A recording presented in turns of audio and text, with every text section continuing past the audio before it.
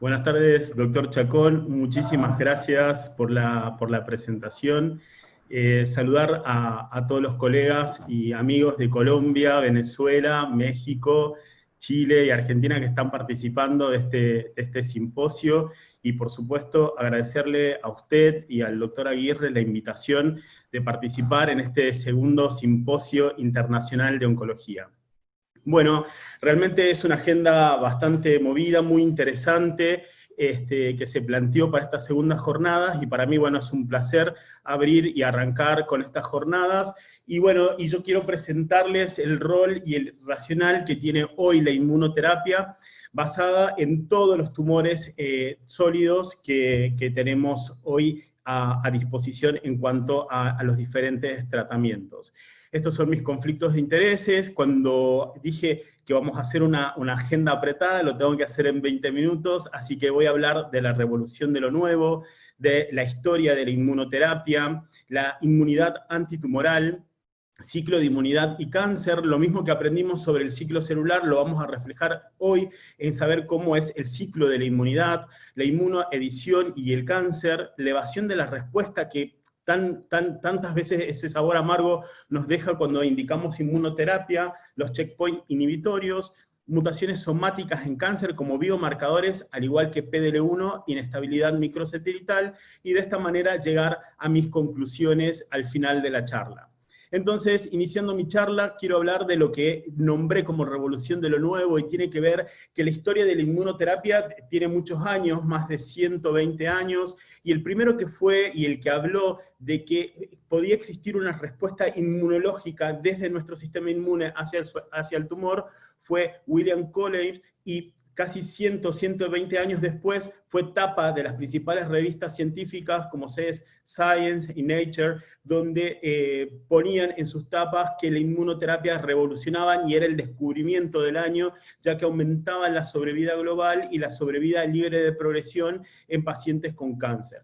Y todo esto se logró dada a la evolución y a los distintos descubrimientos que fuimos obteniendo a lo largo de todos estos años, ¿no? En el 70, con el advenimiento y el descubrimiento de las células dendríticas y su rol hoy en lo que es la activación de los linfocitos T, los anticuerpos monoclonales, ya hoy en su uso como parte más de nuestro abordaje habitual, aprendimos a conocer lo que es la inmunidad adaptativa basada en las células T, la incorporación de interferón al tratamiento adyuvante dentro de lo que es el modelo tumoral en melanoma y cáncer renal metastásico, y comenzamos a hablar ya en el 90 de los checkpoint inhibitorios, o de qué manera podíamos sobrepasar esos pasos que nos dejaban las células como mecanismos de resistencia a las distintas terapias, para ya en el 2010 conocer a los principales inhibidores, que es el PD1, PDL1, ¿sí? Con las distintas moléculas que seguro que a lo largo de estos 2 días se van a nombrar.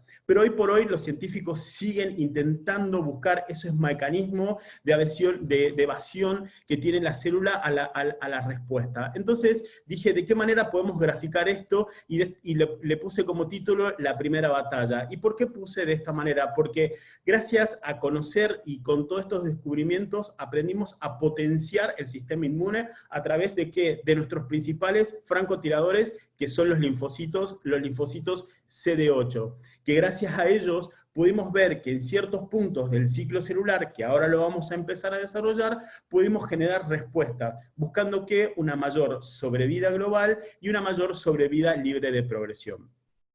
Entonces, para entender esto y saber de qué manera podemos establecer la primera batalla, tenemos que saber de qué manera se produce la inmunidad antitumoral. A medida que el tumor se comienza a diferenciar y a hacerse presente clínicamente, comienza a liberar ciertos antígenos, ¿sí? Que esos antígenos liberan, juntos con el mismo tumor, proteínas que son llamadas DAMs, moléculas llamadas DAMs, que esos DAMs son moléculas relacionadas al peligro. ¿Qué es lo que hacen? Presentan a nuestros principales vigilantes, que son las dendritas, ¿sí? Las células dendríticas, y son los macrófagos. Estos se encargan de avisar a nuestro sistema inmune que algo está pasando. Y a través de un mecanismo que es presentación inversa, endocitan hacia adentro de la célula, ¿sí?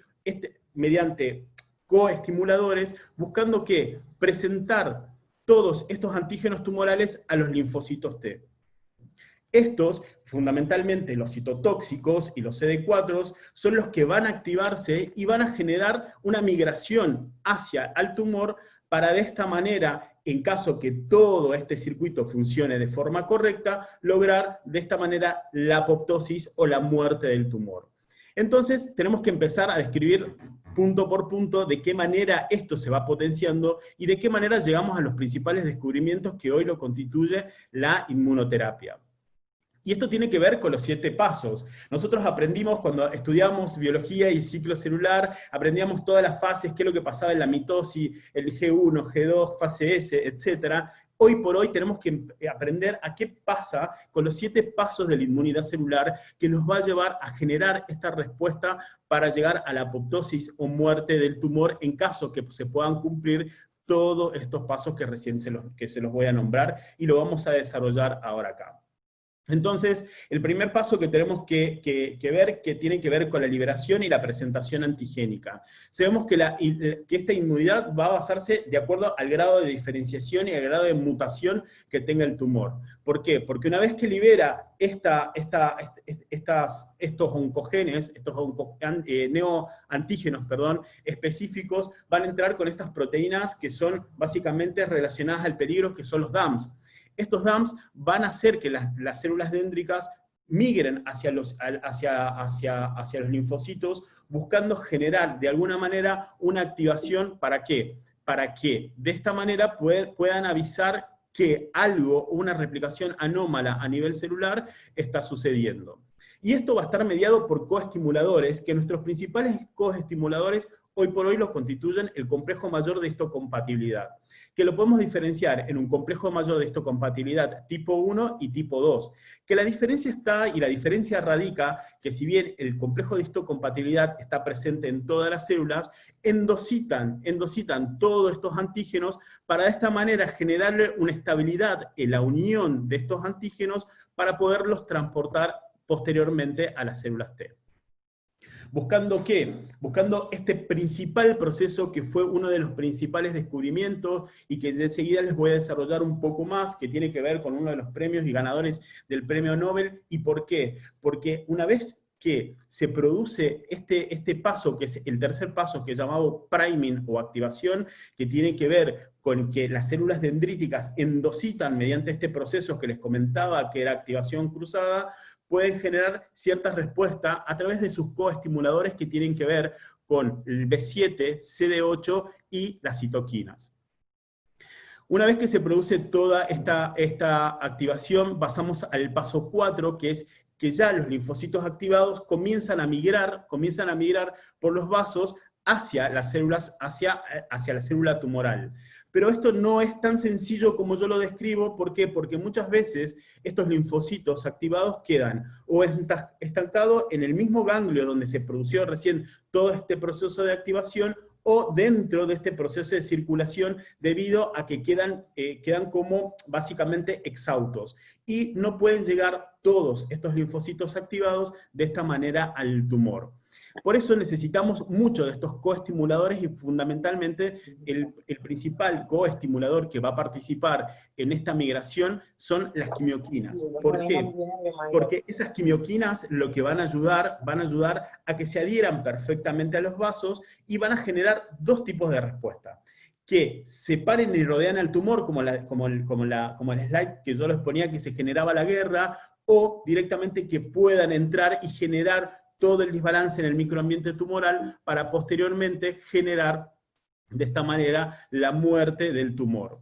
Pero para eso necesitamos ciertos mediadores, y esos mediadores que participan son el TCR4, son la B17, son quimioquinas, interleuquinas, y todos mediados por estos complejos, que son los complejos mayores de histocompatibilidad, que van a lograr modificar el microambiente tumoral, internalizándose dentro del tumor y fijando de esta manera a los diferentes linfocitos. Que yo les decía que nuestros principales francotiradores son los citotóxicos, pero también participan los CD4. ¿Y de qué manera participan? Secretando las diferentes quimioquinas que van a ayudar a que estos se adhieran perfectamente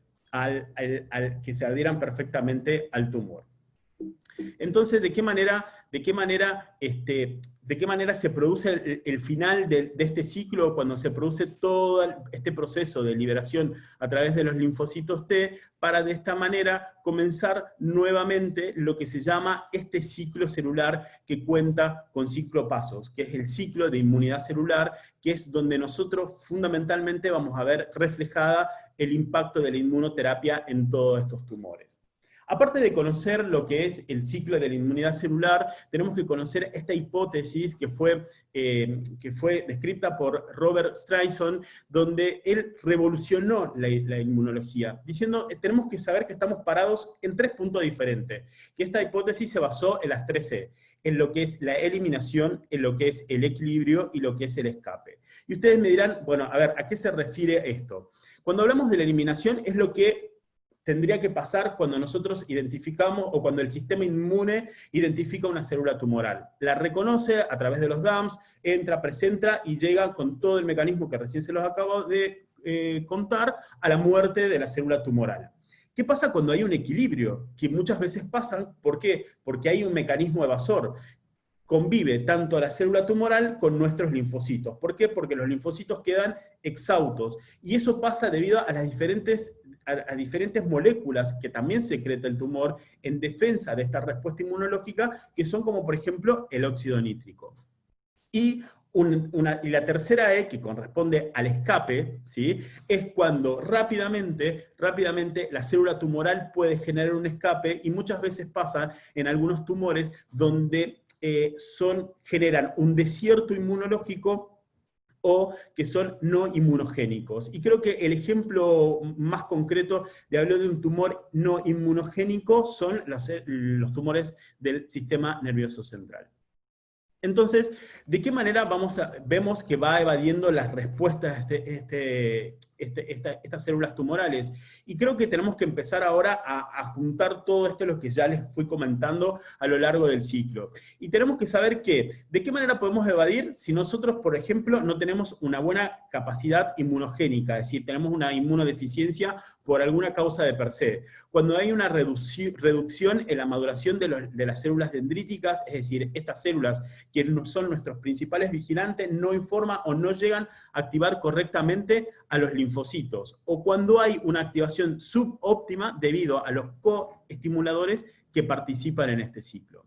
Entonces, y si vamos avanzando y vamos viendo de qué otra forma pueden evadir la respuesta, es acá, donde cuando se produce la traslocación, es decir, la migración, el tráfico de esos linfocitos a través de los torrentes hacia el tumor, es deficiente. Y ustedes dirán, ¿por qué es deficiente? ¿Por qué? Porque recuerden que tenemos que tener coestimuladores. ¿Y esos coestimuladores se basan en qué? En interleuquinas, en quimioquinas, en TSH17, que eso que va a hacer que se puedan adherir correctamente y migrar y no quedar estancados en diferentes sitios de la parte tumoral. De la circulación, disculpen. Y de lo último, que tiene que ver con los mecanismos de escape, con el reconocimiento inmune. Que el tumor reconoce que va a ser atacado por nuestro sistema inmune y comienza a liberar estas moléculas, como por ejemplo, el mejor ejemplo es el óxido nítrico, y de esta manera evade la respuesta de esta manera y pasa así a seguir creciendo y diferenciándose el tumor. En cuanto a los checkpoint inhibitorios, sí o sí tengo que nombrarlos, que es James Allison y Tasuku Ohno, que fueron los premiados con el premio Nobel en el 2018, porque fueron los que describieron los principales checkpoint inhibitorios que hoy conocemos, y que si nosotros avanzamos en el ciclo celular, como les decía, el punto 3, que es priming activación, fue el principal descubrimiento, y él fue el pionero en cuanto a esta investigación, que fue James Allison, con los inhibidores de CTLA4, que nosotros los conocemos como el ipilimumab, y Tasuku Ohno fue aquel que fue el pionero en cuanto a describir tanto los inhibidores PD1 como PDL1, que lo constituyen el avelumab, el durvalumab, atezo, pembrolizumab como principales moléculas, que seguramente lo van a ir nombrando todos mis compañeros de las diferentes charlas que van a dar en los diferentes tumores. Entonces, nosotros estableciendo todos estos puntos de control, sabemos dónde podemos potenciar, y de esta manera hoy aprendimos a manejar o potenciar la inmunidad celular, ya sea con los inhibidores anti-CTLA4 o inhibidores anti-PD1 o PDL1. Entonces, ¿cuáles serían los puntos de chequeos inmunológicos? Sería básicamente tener en cuenta que vamos hacia lo nuevo, a la búsqueda de mayores vías que nos identifiquen de qué manera se produce el escape de la respuesta a los tratamientos inmunológicos. Porque hoy por hoy es una batalla despareja, porque si bien conocimos de qué manera potenciar a lo que es la inmunidad celular, ya sea con los linfocitos CD8 y CD4, hoy por hoy sabemos que uno de los puntos de control, como es el PDL1, como lo vemos acá, puede inhibir la respuesta inmunitaria aprovechando como un mecanismo de resistencia. ¿Y de qué manera lo traduzco o lo podemos traducir para que quede y se entienda esto? Que de acuerdo a la orientación que tenga, ya sea el PDL1 o el PD1, ya sea a nivel del tumor o a nivel del macrófago o célula dendrítica, que son nuestros principales gladiadores, vamos a ver que se va a generar una respuesta. Y esa respuesta puede ser en favor de la lisis del tumor o un desequilibrio que puede generar un proceso de autoinmunidad. Entonces, es a donde acá vemos que muchas veces vemos reflejados en los eventos adversos de las distintas terapias que cuando utilizamos tanto inhibidores de PD1 y como PDL1. Y el ejemplo que usé para ponerles acá en cuanto a de qué manera podemos potenciar, sabemos que cuando hablamos de inhibidores PD1, hablamos de nivolumab y pembrolizumab, y cuando hablamos de anti-PDL1 tenemos que hablar de atezolizumab, durvalumab y avelumab como los principales. ¿Y cuáles son el mecanismo y qué manera se van a reflejar su efecto a nivel celular? Sabemos que tanto los anti-PD1 como PDL1 van a potenciar a las células T, que es lo que acabamos de ver en todo este ciclo que voy describiéndole. ¿Cómo podemos mejorar el cebador? Es decir, ¿cómo podemos mejorar aquel potenciador de células T? Fundamentalmente con el uso de los inhibidores anti-PDL1. ¿Y cuáles son las principales que van a producir reacciones autoinmunitarias en el tejido? Son los anti-PD1. Esto fue descrito y fue presentado hace 2 años atrás por la revista JAMA, donde se hizo un metaanálisis de toda la evidencia que se contaba para ver de qué manera se podía manejar todo este proceso de autoinmunidad e inclusive de toxicidad relacionada tanto a PDL1 y PD1, donde dejaba una clara tendencia muy leve a que los inhibidores PD1 generaban una mayor toxicidad o mayores procesos de autoinmunidad. Y ya casi llegando un poco al final de mi charla, necesito hablar de biomarcadores pronósticos que nos van a predecir de qué manera va a ser la respuesta que van a tener los diferentes modelos tumorales cuando nosotros queremos emplear todo este racional en el uso de la inmunoterapia. Y todo esto tiene que estar vinculado directamente con la capacidad mutacional de un tumor. Que si nosotros miramos de derecha hacia izquierda, vemos que melanoma, cáncer de pulmón, vejiga, y así no lo voy a nombrar todo, son aquellos tumores que tienen mucha capacidad mutacional. Es decir, que son aquellos pacientes que realmente el beneficio de la inmunoterapia es claro. Después, a medida que vamos avanzando hacia la izquierda, son aquellos tumores que lo podemos decir que son menos mutagénicos, y también podemos hablar de tumores fríos o tumores calientes. Y un ejemplo claro de hablar de tumor frío es hablar de un tumor de mama, hablar de un tumor de próstata, como en aquellos calientes como el melanoma o un pulmón, donde vemos que la capacidad de metilación que tienen estos tumores son mucho más importantes, a diferencia de un tumor frío donde básicamente el impacto de la inmunoterapia es bastante discutida. Y cuando hablamos de TMB y pensamos de cómo inicia todo este ciclo de inmunidad, porque siempre tenemos que volver a la base de cómo se desencadena todo eso, miramos acá. A medida que un tumor tiene mucha capacidad mutacional, podemos relacionarlo que tiene mucha capacidad de liberar, ¿qué? Antígenos. Si yo libero muchos antígenos, yo tengo el tumor no puede evadir rápidamente la respuesta a la inmunidad. ¿Por qué? Porque nuestra propia inmunidad innata se identifica que hay algo externo que pueda llegar a atacar, y nosotros, mediante agentes, podemos potenciar esa respuesta, y de estos son los resultados que hoy estamos teniendo, y por eso hablamos de aumento de la sobrevida global y sobrevida libre, como también de la sobrevida libre de progresión. Perdón, no sé qué dice. Perfecto. Esto también lo vemos claramente relacionado con el perfil de PDL1. ¿Qué pasa con carga mutacional y PDL1? También está estudiado, sabemos que aquellos tumores que tienen alta carga mutacional también tienen alta expresión de PDL1. PDL1 es un punto que ahora es bastante controversial, que ya ahora les voy a decir por qué, pero hasta ahora sabemos que a medida que mayor sea la carga mutacional del tumor, mayor chance de expresar altos niveles de PDL1. ¿Y qué significa esto? Que vas a tener mejor respuesta a la inmunoterapia. Por eso es importante saber y tener en cuenta que si nosotros tenemos alta carga mutacional y alta expresión de PDL1 o PDL1 positivo, ese paciente es el paciente que va a tener un claro beneficio con la inmunoterapia. Pero lamentablemente llegamos a tener un gran problema, es que de qué manera estandarizamos el punto de corte de PDL1. Nadie se puso de acuerdo, las farmas, cada uno tiene diferentes métodos y formas de evaluar su PDL1 con un corte de 1, de 20, de 30%, donde en definitiva hoy por hoy no lo podemos estandarizar y van a ser de acuerdo a la plataforma que cada uno utilice. Pero sí o sí saber que si un tumor tiene una alta carga mutacional y tiene expresión de PDL1, ese es el paciente que va a tener un claro beneficio con la inmunoterapia. Y ya llegando casi al final, tengo que nombrar también lo que es inestabilidad microsatelital. Hoy sabemos que la inestabilidad microsatelital constituye una indicación empírica conocida claramente como la aprobación agnóstica de todo tumor con inestabilidad microsatelital. Tiene indicación o tiene beneficio con la inmunoterapia, una aprobación bastante discutida. Nosotros en la Argentina la tenemos, y para saber un poco más qué es la inestabilidad microsatelital, son pequeñas regiones a lo largo de todo el ADN que se repiten millones y millones de veces. Las principales microsatélites son la adenina y la citosina, que a medida que vamos avanzando, a medida que se van replicando, se van produciendo contracciones y elongaciones. Esas contracciones y elongaciones pueden ser rápidamente reparadas por las proteínas reparadoras de ADN, que ¿qué es lo que van a lograr? ¿Qué es lo que logran?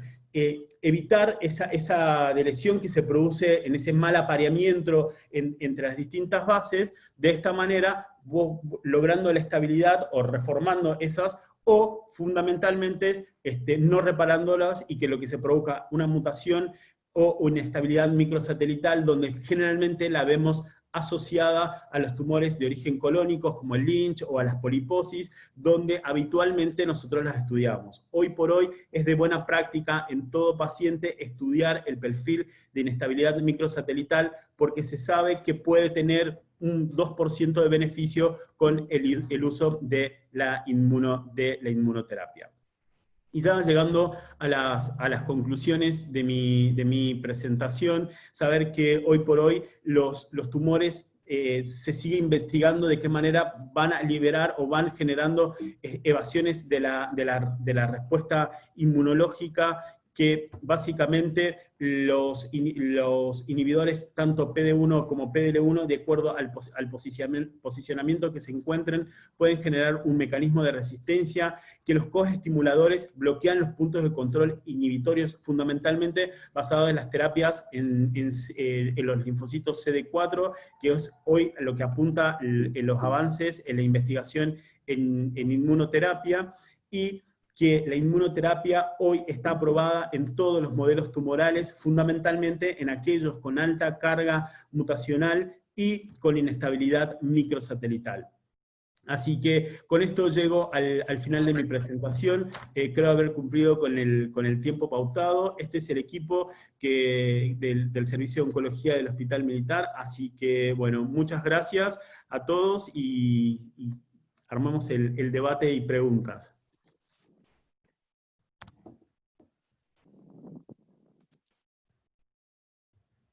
Muy bien. A ver. Quiero ver si las preguntas... Perfecto.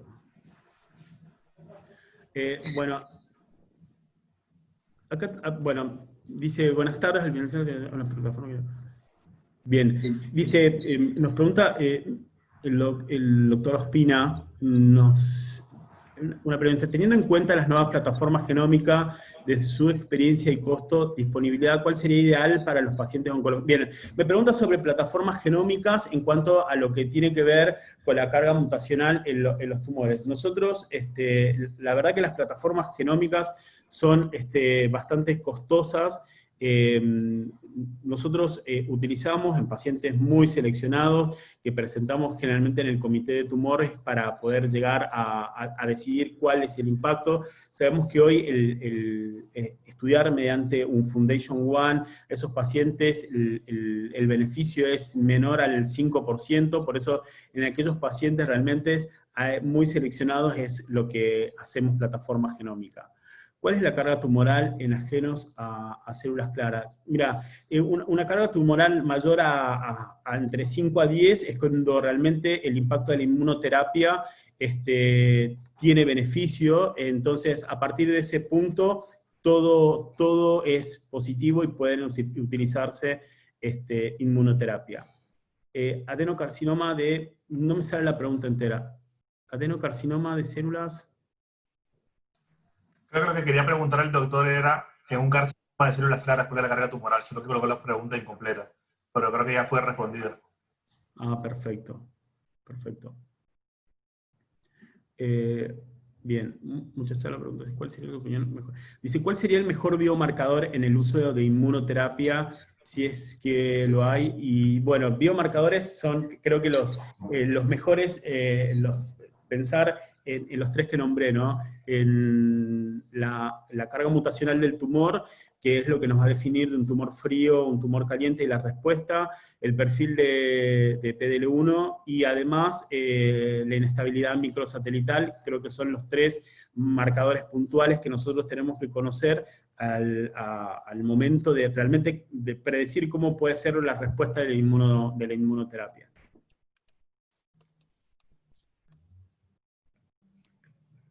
¿Hay algún marcador clínico para el uso de inmunoterapia? Los que les acabo de contar. Esos son básicamente, de todas maneras, ahora van a ver con pulmón, el doctor Batagel seguro que va a hablar mucho de inmunoterapia y va a aclarar bien y va a presentar varios trabajos en el rol de la inmunoterapia. Bien, una pregunta más.